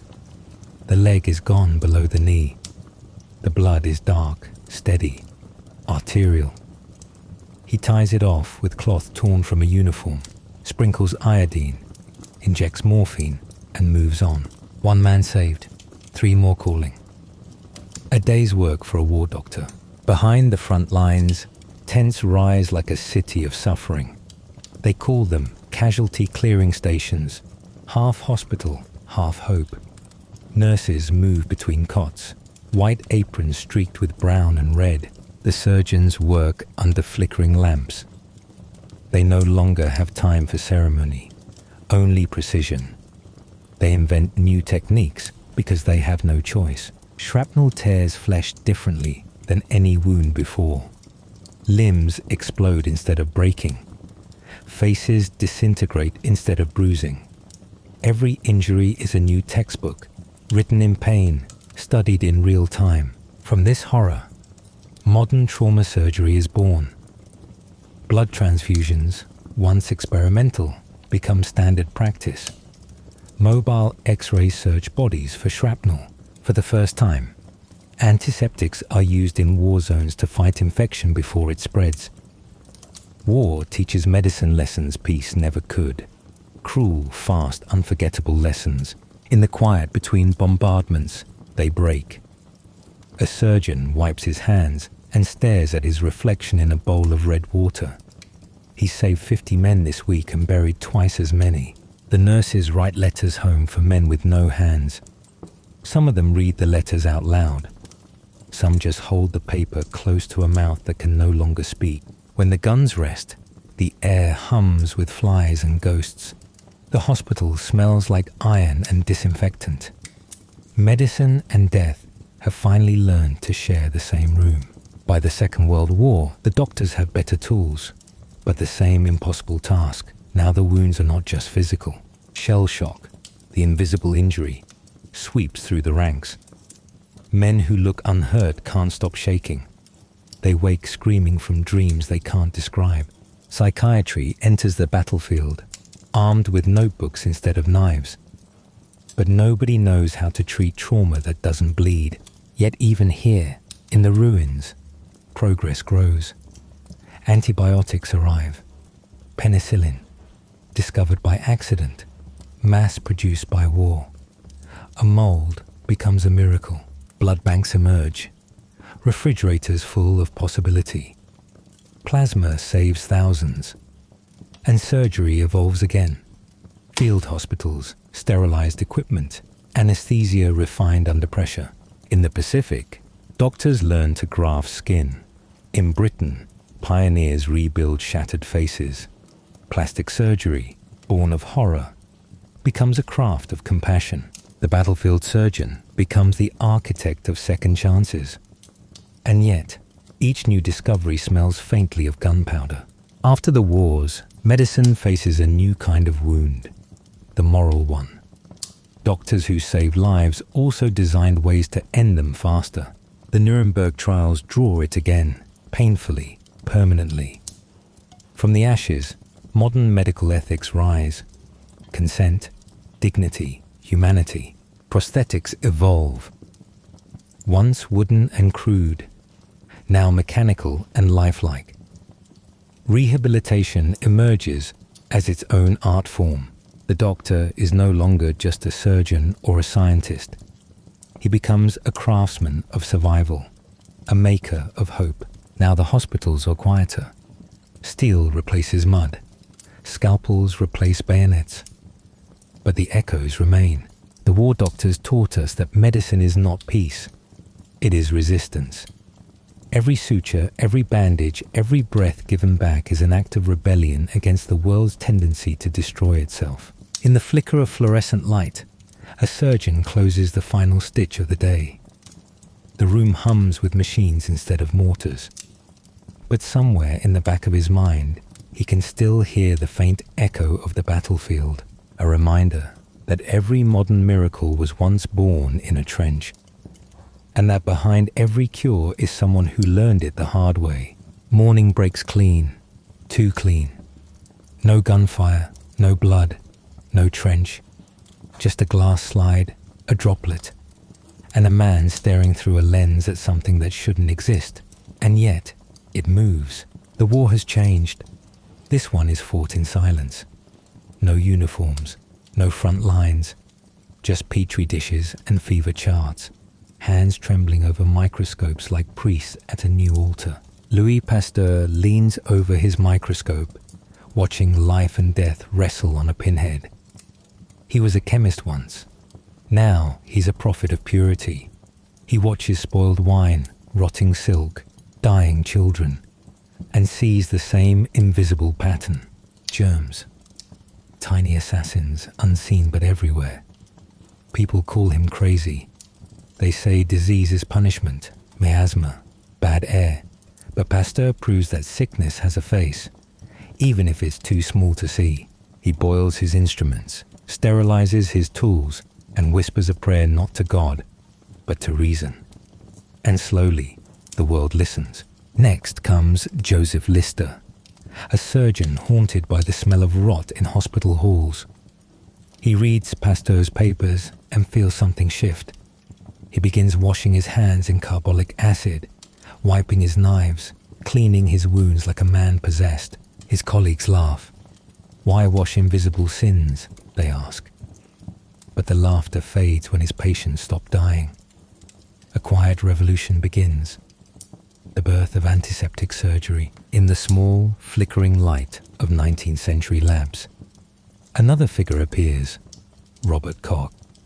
He isolates the killers behind anthrax, tuberculosis, cholera.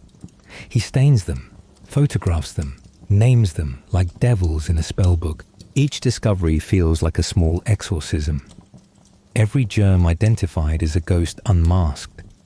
The microscope becomes a weapon sharper than any sword. Meanwhile, in country towns and quiet villages, a humbler miracle brews. Edward Jenner, a country doctor with more patience than pride, notices something peculiar. Milkmaids who survive smallpox without a mark. He scrapes a lesion from a milkmaid's hand, inoculates a boy, and waits. The boy grows sick, then well. Later, Jenner exposes him to smallpox. The boy stays well. The world doesn't believe it yet, but the first vaccine has been born. The idea spreads slowly.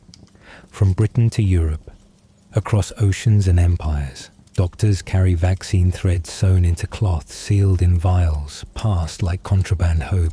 Children line up with sleeves rolled, tears mixing with prayers, and the old world of plagues and panic starts to crumble beneath the weight of a needle. By the late 1800s, the invisible world is no longer unknown. It's illuminated. Hospitals scrub their floors. Doctors sterilize their tools. Soap becomes salvation. And then, just as the world breathes easier, a new whisper rises. Virus. Unlike bacteria, viruses aren't alive. They're fragments of code, tiny parasites that hijack life itself. The Spanish flu arrives in 1918. Silent, swift, merciless. It infects 1/3 of the planet. Doctors wear masks and pray behind closed doors. Cities lock their gates. For the first time, the world learns what a global pandemic feels like. And in that terror, a strange unity is born. Medicine is no longer local. It's global. Through the decades, science strikes back. Polio, rabies, measles, yellow fever. Each met with a needle. Each answered with courage. Jonas Salk gives the world the polio vaccine and refuses to patent it. When asked who owns it, he says, the people. Could you patent the sun? But the war against the unseen never ends. In the 1980s, HIV emerges. A virus that destroys the body's defenses and carries a heavier shadow. Shame. Doctors fight for research. Nurses hold the dying, and activists chain themselves to hospital doors. The lesson repeats. A disease is not just biological, it's human. Smallpox, the ancient killer, falls first. In 1980, it is declared eradicated. The first human disease to ever vanish. But behind every victory is a warning. Nature adapts. Microbes evolve. Complacency kills faster than infection. Now, the wars are waged in labs of glass and steel. Researchers in white coats, sequencing genomes, predicting outbreaks before they begin. The weapons are vaccines, antivirals, algorithms. The battlegrounds, airports, markets, hospitals, and sometimes our own hesitation to trust the cure. Then comes the 21st century. Ebola, SARS, H1N1, COVID-19. Names that echo like old prayers rewritten for modern fear. Doctors wear armor made of fabric and plastic. They speak through masks, touch through gloves, and still find ways to comfort with their eyes. Every pandemic revives the same questions. Who deserves care? Who gets the cure? What is the cost of safety? Survival is not just medical, it's moral. Now, in sterile rooms glowing blue with LED light, a scientist holds a vial no bigger than a tear. Inside it, the memory of a virus, the promise of immunity. The invisible wars continue, in labs, in lungs, in the shared breath between strangers on a train.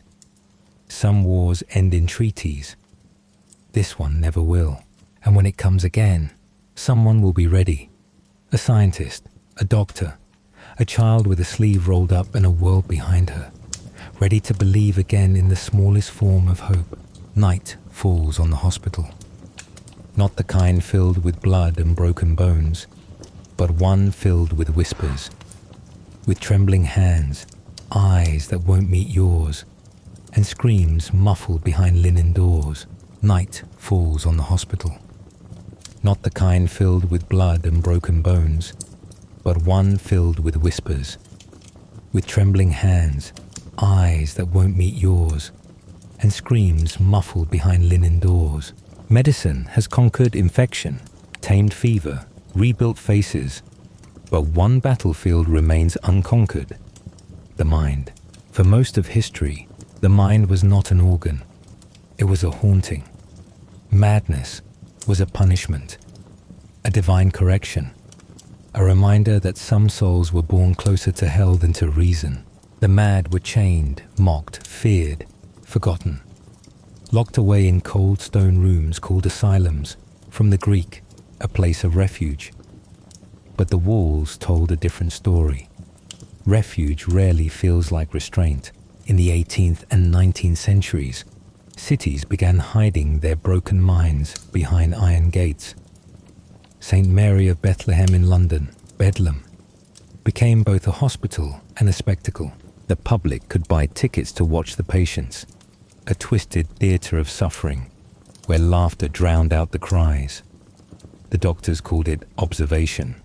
The people called it entertainment. But amid the cruelty, a few voices began to whisper of mercy. Philippe Pinel, in revolutionary France, walked through the asylums and cut the chains. "These are not beasts," he said. "They are suffering men and women." It was a small moment, but it rippled through centuries. The birth of psychiatry wasn't loud. It was an act of kindness. As the world industrialized, science turned its gaze inward, toward the invisible machinery of the mind. Sigmund Freud believed so. In his dark Vienna study, he turned confession into a method. No knives, no needles, only talk. Freud's patients lay on couches, recounting dreams of staircases and mothers, fears and forbidden desires. He mapped their words like constellations, but not everyone had the luxury of talk. Hospitals filled with patients who refused to eat, who screamed at voices that weren't there, who forgot their own names. One involved injecting patients with insulin until they slipped into a coma. The shock, doctors claimed, would reset the mind. Another method used electricity, electroconvulsive therapy, a surge through the skull. Memory wiped clean like a chalkboard. It was crude, terrifying, but sometimes mercifully, it worked. People lost in despair came back blinking, confused, alive. In 1935, Antonio Egas Moniz introduced a new procedure: the lobotomy, a small cut between the eye and the brain. Dr. Walter Freeman performed thousands. He carried his own ice pick, sometimes in a van, a traveling roadshow of horror and hope. Patients, once violent, grew calm. Families wept in gratitude, but the price was everything that made them human. Patients walked out, blinking into sunlight they hadn't seen in decades. Deinstitutionalization, the end of confinement. But freedom has its own cruelty. Many found no homes, no help, only city streets and forgotten names. Neuroscience rose from psychiatry's ashes. Biology blending with empathy, chemistry with compassion. The brain was no longer mystery, just a machine made of miracles. But the soul still refused to cooperate. Depression, anxiety, schizophrenia, PTSD, a lexicon of invisible wars, each fought in silence.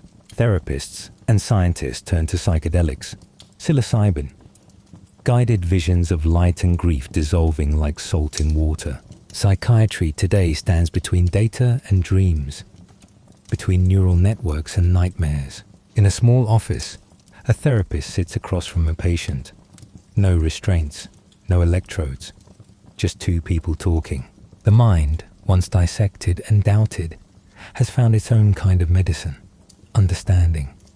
Maybe that's the truest cure of all. It begins, as all revolutions do, with something small. So small it doesn't even have a name. Just a shape, a spiral.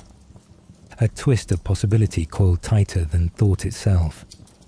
This is the story of how we learn to read life.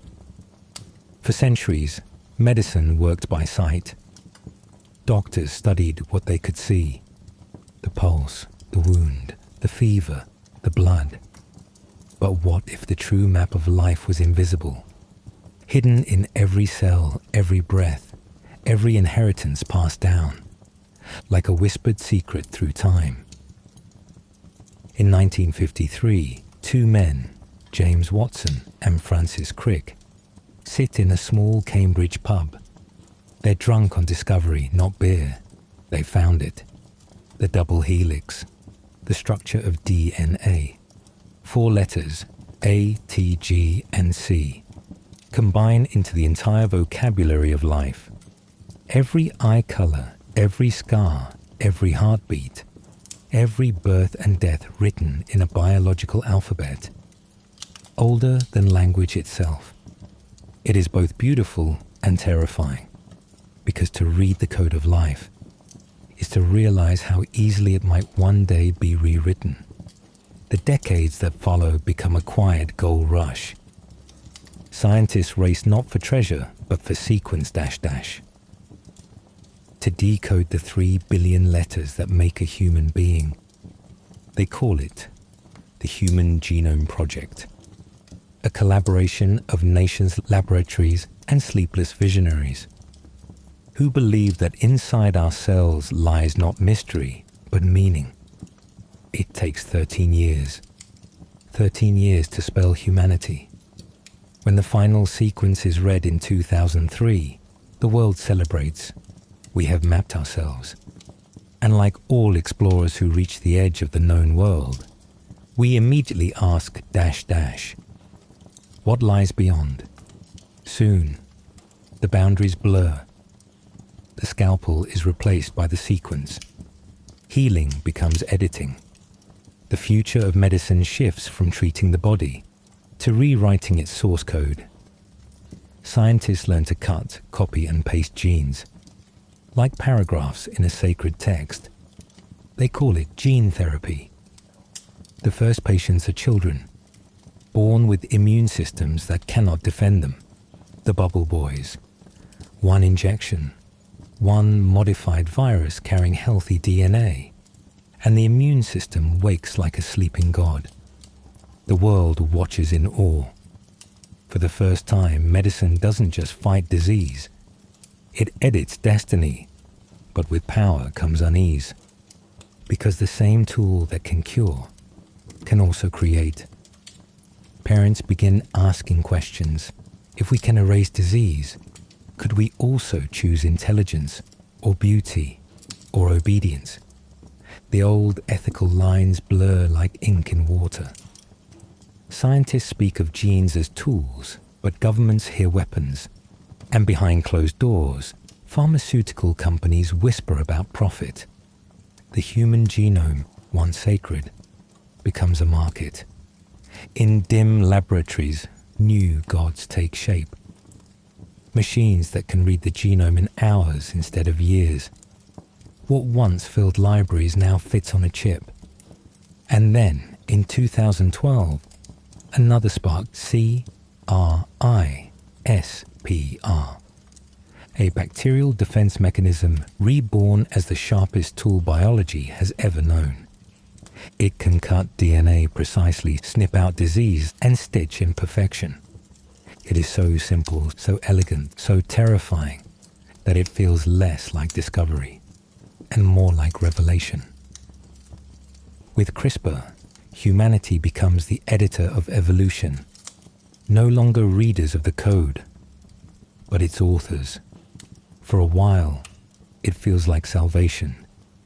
Sickle cell anemia, cystic fibrosis, muscular dystrophy, all once considered life sentences, are suddenly negotiable.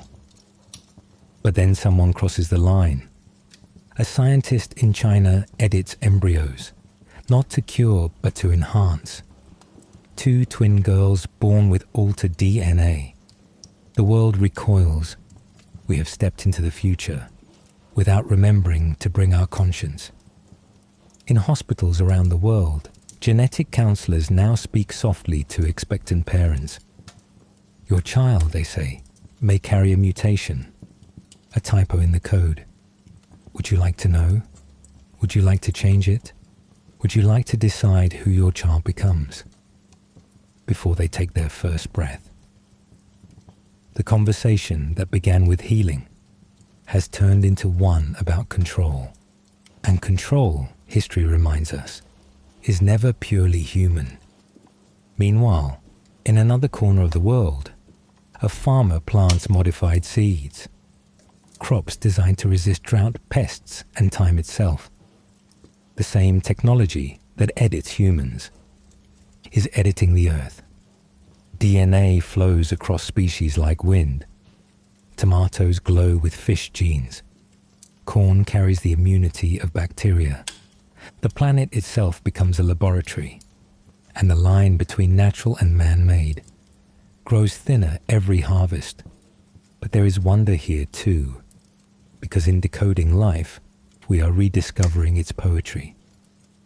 Scientists find genes that turn on and off like light switches, tiny rhythms choreographing existence.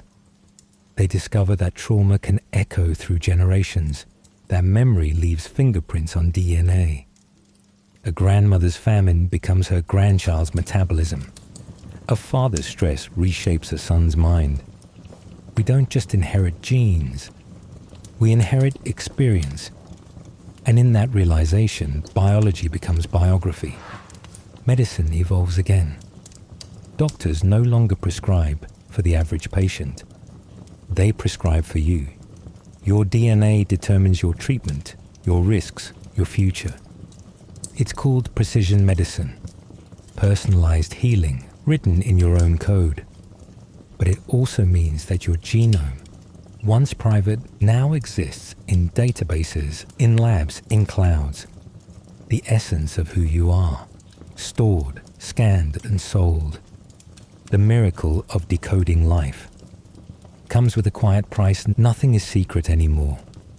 And yet, the deeper we read into the code, the stranger it becomes. DNA is not static. It dances. It learns. It mutates, adapts, evolves. Even as we map it, it rewrites itself. Perhaps the greatest illusion of the genetic age is that we ever truly understood what we were touching, that we could control something that has always controlled us. In a sterile room somewhere, a scientist watches strands of DNA glow under ultraviolet light. Each one is a story, a lineage, a history of survival written across billions of years. And as she studies it, she realizes something humbling. For all our editing, our precision, our progress, the genome doesn't need us. It will outlive us. It will remember us. It will carry our fingerprints in every mutation we leave behind. So we keep going, sequencing, editing, imagining, because that's what humans do. We can't help but turn mystery into machinery, even when the machinery begins to look a lot like us. The double helix still spins quietly inside every living thing. It doesn't care about ethics or progress or profit. It just wants to live. And maybe so do we. We have walked from bloodletting to biogenetics, from leeches to logic, from prayer to precision. And yet, every step has brought us back to the same question. What does it mean to heal? To be whole? To be human when we can edit the very meaning of humanity? The future is no longer a prophecy. It's a sequence. And we are holding the pen. There was a time when a doctor's hands were the only instruments that mattered, a time when healing meant touch, the warmth of skin, the pressure of a pulse. That time is gone. Now the machines are listening. It begins with a hum, faint, sterile, precise, a rhythm that doesn't belong to the heart, but mimics it perfectly. Somewhere, a monitor beeps in place of a heartbeat. Somewhere else, a mechanical valve whispers where lungs once sighed. The human body has entered its next translation, from blood and bone to data and design. After the genetic age, the frontier shifted again. Medicine no longer sought just to understand life. It began to simulate it. The first X-rays showed us bones as white shadows. Then came CT scans, MRIs, ultrasounds, machines peeling back the layers of flesh without a single incision. For the first time in history, we could look inside ourselves while still alive. It was more than progress. It was prophecy. The body had become transparent. And once something can be seen, it can be copied. Once copied, it can be built. In the 20th century's closing years, engineers and surgeons began to collaborate. A new alliance between flesh and circuit. Pacemakers pulsed in damaged hearts. Cochlear implants turned silence into sound. Artificial hips, knees, and corneas restored the old language of movement. For every broken part, a new machine. For every silence, a new signal. The line between human and hardware blurred quietly, not with a shout, but with a steady, mechanical breath. A man with a pacemaker isn't less human. He's updated. A woman with a prosthetic arm can paint, lift, dance. Her movements read by sensors, translated by microcurrents, as if her nerves have learned a new alphabet. Technology didn't just repair the body. It extended it, improved it, reimagined it. But every new limb, every artificial organ, posed the same quiet question. How much of you can be replaced before you stop being you? In the age of the digital body, hospitals become data centers. The patient becomes a profile. Charts turn into code, blood pressure, heart rate, oxygen saturation. Numbers dancing across glowing screens. The doctor no longer holds your wrist. He holds your data. Diagnosis comes from algorithms now. Machines trained on millions of past patients, calculating the probabilities of your pain. Medicine has become predictive. Before you feel the symptom, the system already knows. Before you bleed, it has already typed the report. It sounds miraculous, but somewhere in the miracle, something human begins to fade. A nurse sits beside a bed, typing instead of touching. A surgeon studies a 3D model instead of a beating organ. A patient speaks, but the doctor's eyes stay fixed on a screen. We are still alive, but increasingly translated, rendered, interpreted through code. And yet, the machines keep learning. Deep neural networks read X-rays better than radiologists. AI can detect cancers invisible to human eyes. Robots perform surgery steadier than any surgeon could. A robotic arm cuts, stitches, cauterizes, guided by a surgeon's fingers miles away. A brain-computer interface lets paralyzed patients move a cursor with thought alone. The mind, once trapped, now communicates through electric whispers. It is no longer man versus machine. It is man becoming machine. The new oath of medicine isn't do no harm, it's do no lag. The promise is breathtaking. To conquer disease, extend life, outthink death itself. But the danger lies beneath the circuitry, in the illusion that precision means understanding. data can describe you perfectly and still never know who you are. A monitor can track your pulse, but not your fear. A scan can reveal a tumor, but not the quiet hope beneath your ribs. Even as we make the body legible, the soul remains unreadable. Still, the digital body evolves. Nanobots swim through bloodstreams, repairing tissue cell by cell. Smart pills record their own journey through the intestines. Wearables whisper statistics to your phone. Heart rate, sleep depth, oxygen, mood. The doctor lives in your pocket now.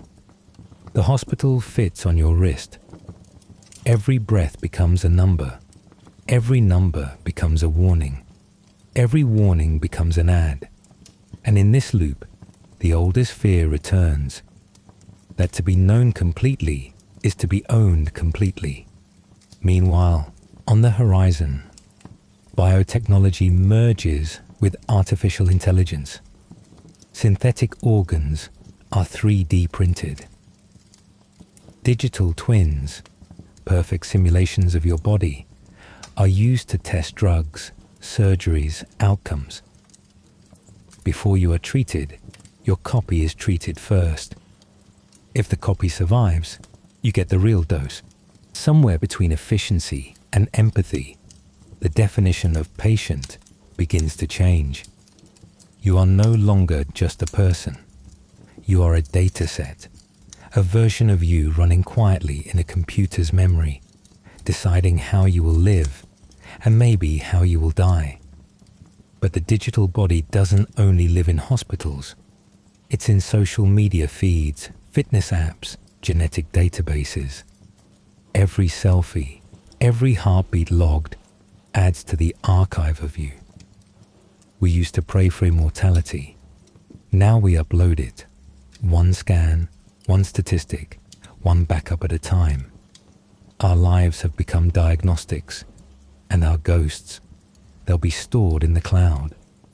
Some see salvation in this, others see a cage. Because when the body becomes data, it becomes editable. And what's editable can be exploited. Insurance companies reading genomes, employers scanning biometrics, governments tracing steps and breaths, surveillance disguised as care. The same technology that saves us also watches us. The same sensors that monitor the sick can control the healthy. In the digital age, healing and power share the same circuitry. And yet, in all this circuitry, there's still a heartbeat. A surgeon removes a tumor guided by augmented reality. A child hears her mother's voice through a bionic ear. A man sees his wife for the first time through an artificial cornea. Moments that remind us the machine is not the miracle. We are. Because every wire, every code, every circuit was born from a single human impulse. To survive, to feel, to stay connected just a little longer. Somewhere, a robotic heart beats on its own. No body attached. Just rhythm, steady and perfect. It's meant to simulate life. But in the silence that follows, you can't help but wonder. If perfection means no failure, does it also mean no feeling? We have reached a strange era where to heal is to merge, to upgrade, to become both organic and algorithmic. You've just traveled through centuries, from plague carts to laboratories, from superstition to science, from the edge of death to the fragile miracle of being here right now. If you're still awake, thank you for keeping me company tonight. And if you've already drifted off somewhere between bloodletting and penicillin, then maybe that's exactly where you were meant to go. Every story of medicine, at its heart, is a story about care. Not the kind found in textbooks or machines, but in small human moments. A hand on a forehead, a whisper in the dark, a promise that tomorrow might be better. So close your eyes. Let the centuries settle. You've seen enough for one night. The fires have burned out, the wards are quiet, and the healers have finally gone to sleep. Now it's your turn. This was what medieval doctors really did to cure you. Thank you for listening, for breathing, for being part of the story. Good night, traveler. May your mind rest, your body mend, and your dreams be kind.